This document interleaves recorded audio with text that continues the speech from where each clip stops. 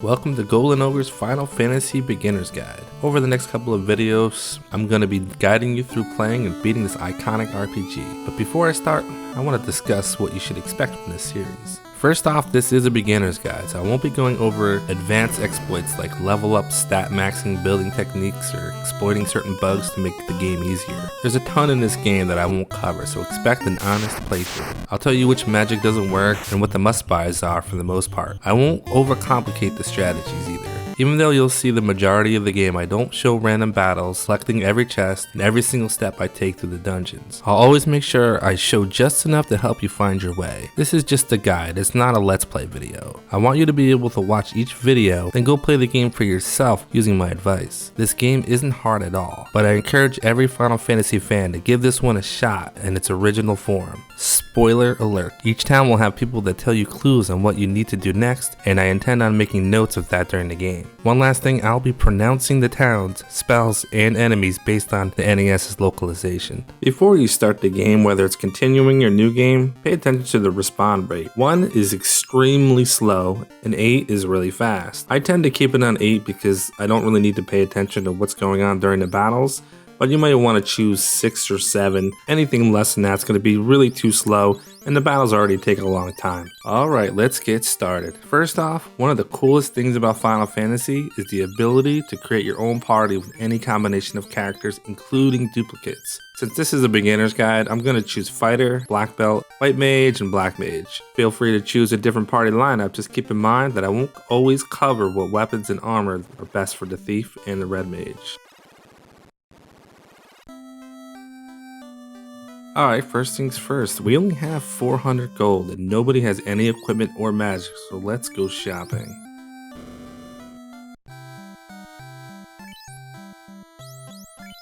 In the weapon shop, buy a rapier for the fighter, a wooden nunchuck for the black belt, and a staff or a knife for a black mage, and then finish up with an iron hammer for the white mage. The rapier is also good for the red mage or the thief. In the armor shop, you'll want to pick up chain armor for your fighter and red mages, wooden armor for the black belt and the thief, and for your white and black mages, they can equip the cloth armor. Make a habit of, after you're purchasing any weapons and armor, to go into your screens and make sure you equip each one. Easy to forget.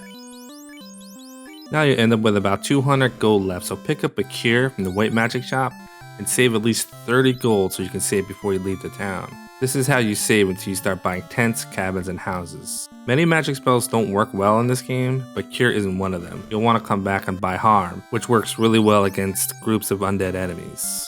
Lock doesn't work, so don't buy it. You can pick up Fire or Lightning when you get a little bit more cash down the road, but don't worry about it right now. Before you leave, go into the inn and save your game. It only costs 30 gold, and if you happen to die, you won't have to go through the whole process of setting up your team. With the game saved, it's time to talk to the locals to see what's going on. You'll find out that the princess needs saving, and that somebody named Lucan has prophesied that the Light Wars would do just that. You'll also find out that the prophet left town and joined his colleagues at Crescent Lake. Finally, someone explains that he's a resident of a port city to the east called Provoca. Since there's a princess issue, the next logical step is to go to the castle and see if we can help. Walk inside and the guards will wonder if you are indeed the Light Warriors. Make your way to the left and you can talk to Jane, the Queen of Corneria. We now have a name, Princess Sarah. Head up and notice the spot you can't walk on. It's a character with the sprite turned off on accident. A little foreshadowing, they speak of a knight named Garland that used to be good until... Make your way back and you'll notice a staircase, but there's also some rooms to the top, so let's work our way around and take a look. Try and enter the rooms, but you'll find that the doors are locked with the mystic key. The sage explains that 400 years ago, they locked the rooms, and they gave the key to the Prince of Elfland. We'll need to make a mental note. If we find Elfland, we'll want to try and get that key at some point. You'll find a soldier on the next floor to the bottom left that believes Garland took the princess, and that he's located in a temple to the north. Great, so we know where to look first. Walk up to the king and he'll acknowledge that you are indeed the Light Warriors. We have the information we need, but we're going to spend a few moments preparing, so head out of the castle for now. From here on, you'll go outside fighting in the nearby trees until you can buy the missing magic and at least one tent.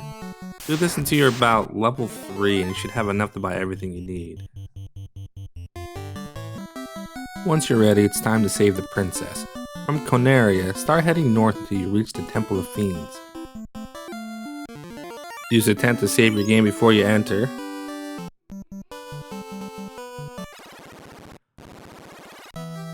Garland is waiting in the room above you when you first enter, but first you'll want to head to the bottom left and pick up a cap. Any character can use it, but keep in mind that whoever is the top character in your party is more likely to get hit. But the white and black mage are pretty weak, so you really can't go wrong if you equip them instead. Go ahead and make your way up to the top left of the map for another room. This room's going to have a heal potion and a cabin. There are rooms to the top and bottom right corners, but they're locked for now, but don't worry, we'll come back later in the game. For now, make your way towards the beginning where you're going to get to that first room that we passed. That's where Garland's going to be. Now Garland, he's pretty easy. Just use physical attacks, fire magic, and heal if necessary. Don't be shy about using any of your magic. As soon as you get done with this battle, you'll get to restore that pretty quickly. With fighters, black belts, and thieves, all they can do is attack. Red mages can use both black and white magic, but you can also use swords too for decent physical damage. The white mage can't really do anything, so if you don't need to heal anyone, chances are you'll waste turns. Black mage will have a couple of casts of fire to use, and that's probably all that he'll need to do. This fight shouldn't be too bad if you're at level 3 with moderate HP.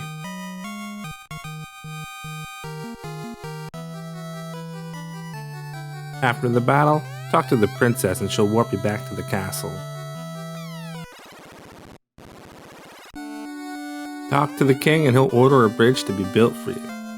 Now talk to the princess and she'll hand over the loot. You'll need this for the end of the game, so don't skip this part.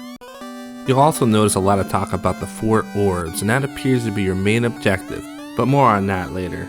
Alright, once you're done talking to everybody, head back to town, heal up, pick up a few heals and some tents, and let's head for the bridge for the iconic cutscene. Should be pretty obvious once you leave town that the bridge is just up to the north. Alright, well I'm just going to blast through this. You can read this on your own when you do your own playthrough.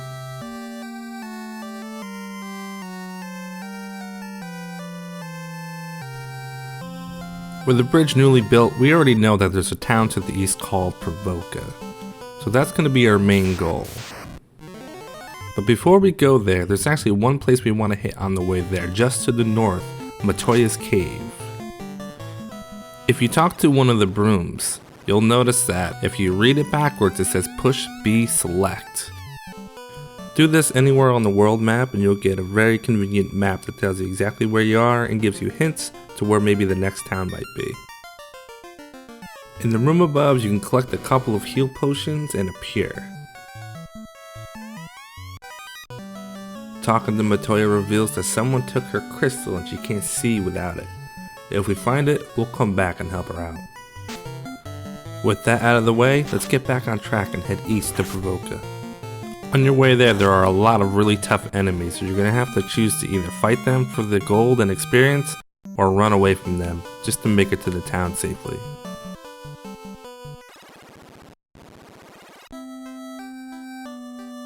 The first person you talk to is already asking for help. We find out that this town has been invaded by pirates. Alright, I guess we can help out. A little walk to the left and we could see a pirate standing there, but the journey here was pretty rough, so let's prepare first. Go up to the inn and heal and save if you haven't. Then head to the left and talk to Bicky. This will initiate a fight.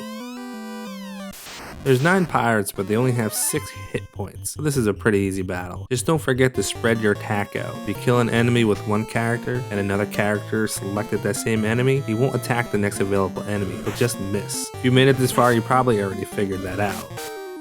Another strategy you could do is if you picked up the sleep spell, you could try using it against all 9 of the pirates.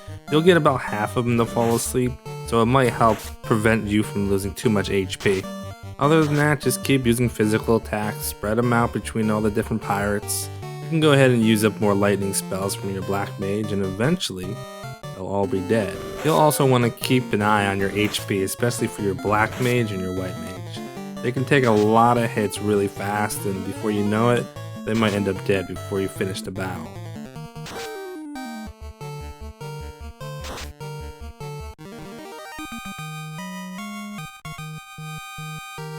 With Vicky's pirates defeated, talk to him again and he'll hand over his ship. Nice. Now we're making progress. Unfortunately, we're heading to our first long level grind, but before we set sail, we need to make a shopping list for everything in Provoca. With the threat gone, you'll notice the townspeople have returned, so let's try and learn something from them while we're here. The Lady of the South explains that the elves are across the sea and Matoya's herb will wake the prince. Well, she's blind at the moment, so it looks like that'll have to wait, but at least we know that the elves are close by. We're also told that our ship can only stop at ports. We've already seen one at Carnaria, so that'll be useful later. The sage to the northeast tells us that he escaped Melman to the west. There's some sort of problem. Seems like everybody's town has some sort of issue. Alright, so that was a ton of information, but for right now, let's head back and check out the shops. Just down a little ways, you're going to see the armor shop, so let's hop in there and see what they have. In here, you're going to see some gloves. Everybody can equip that, so if you can afford a couple of them, try to get 4 of them for everyone. The wooden shield, it's only 15 gold, so pick that up and throw that on your fighter if you got one. The iron armor is really expensive. You're not going to be able to afford that. So keep that in mind, put that on your shopping list, and we'll come back later when we got enough gold to pick that up. Head back to the center of town and scooch over to the right and you're going to see the white and black magic shops. Let's check out the white magic first. Now at 400 gold, you're not going to be able to buy much here either. Now each level has 4 available spells you can buy, but you can only equip 3. For level 2 white magic, mute spell is pretty useless because you're never going to need it. Anti-lightning is very useful. Lamp, you don't really need that either. And invisibility definitely helps you dodge some attacks, but at this level of the game you don't really need any of this. You can hold off on all that. Now for black magic, temper doesn't actually work in this game, it's bugged, so it leaves you with the other 3. Ice is pretty weak, but it's nice to have an extra attack spell. Dark and slow, they're not really that useful. I usually would just use up the ice spells just for some extra damage. Finally, let's check out the weapons. You'll have some tough decisions to make early on. You can buy a short sword for a little boost in attack for your fighter or red mage, but what you really want to go for is in the next town, the silver sword. It's 4,000 gold, but once you have it, you're going to be doing a ton of damage.